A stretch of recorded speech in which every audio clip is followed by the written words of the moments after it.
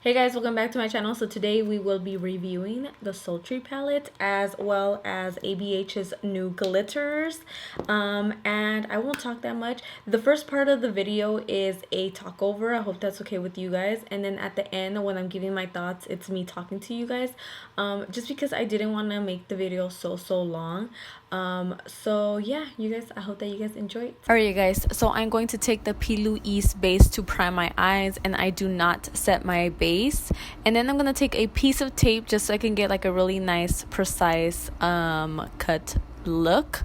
And I like to put it from like the outer corner of my eye and then all the way upwards. Alright you guys, so now I'm taking this color called Dystopia, and it's supposed to be like a very neutral cool tone brown, and you will see right now that when I blended this shadow, like the end result, it was like it just turned gray. It was really weird because if you guys saw in the pan, it just looks like a really deep brown, but like I don't know, like you guys can see that it almost looks like it just turned like this really gray funky color.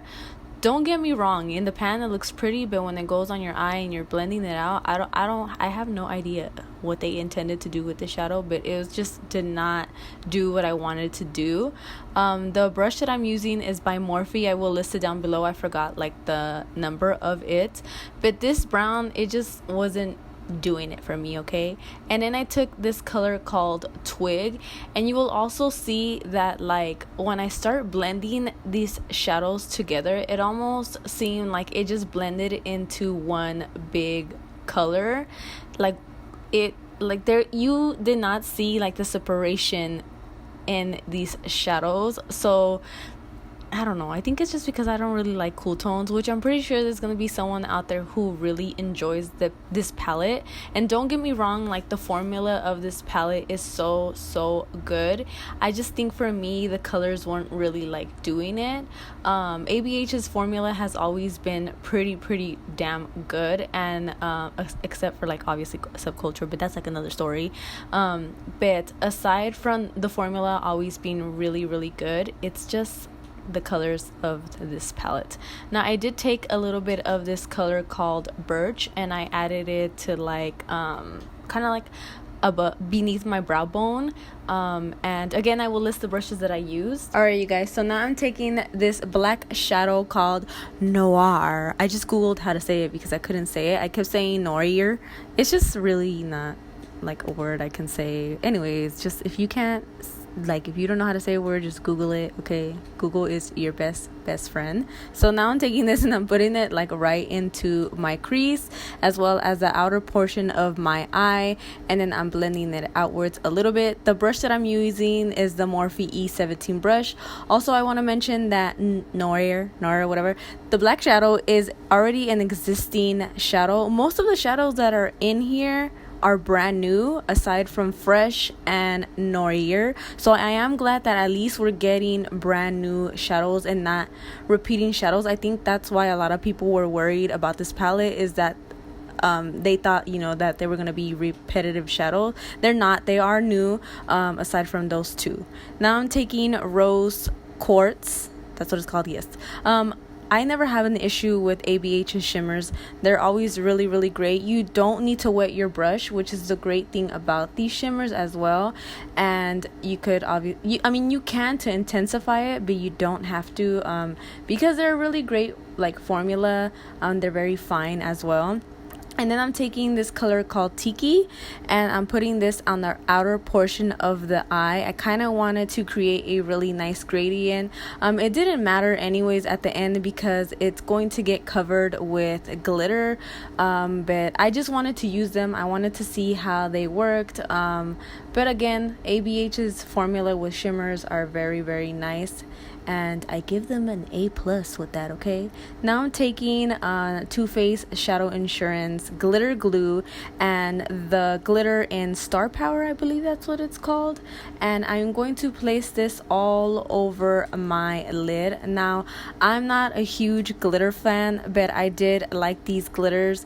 They were very fine, and to be honest with you, if you guys see like my under eye, there was no fallout, which I found that to be really good.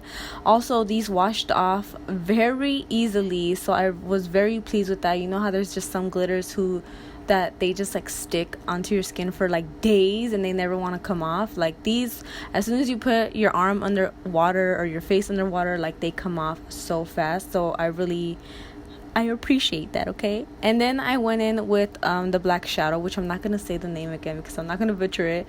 And I just put it on my waterline. Again, you guys know my eyes are not sensitive to shadow in my waterline. So my eyes can take a lot, okay? I'm sorry. And I'm just using the Morphe E17 brush to do that with. Then I'm taking Pearl, which Pearl was really, really pretty. And it's just another shimmer. And I put it in my inner corner. I also added it to my brow bone. Also, I'm pretty sure you can use this as a highlight. A lot of ABH's shadows or shimmer shadows can be used as highlights, so I really like that. And then I took these lashes. These are from a company called Dede lashes and the style number 4, and they look like this. And that's pretty much it for this look.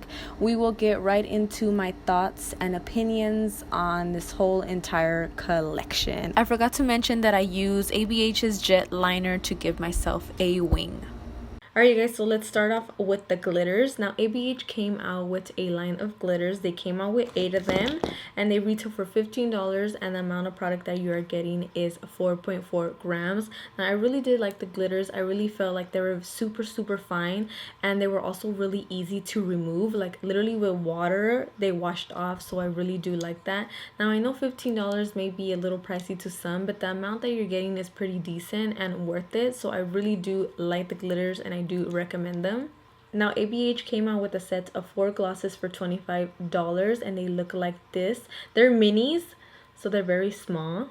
You do, however, get a decent amount. You are getting 2 grams, 0.07 ounces, and I really love ABH's formula of glosses because like they have glitter and like an iridescent feel to them, but you don't feel it on the lips, and also they smell really good, and plus you're getting 4 for $25, and that's pretty good, so I do recommend these glosses. Here are the liquid lipsticks. These are metallics, and they are also a set that retails for $25. Now, you're getting a little bit more than the lip glosses. You are getting 2.3 grams, 0.08 ounces.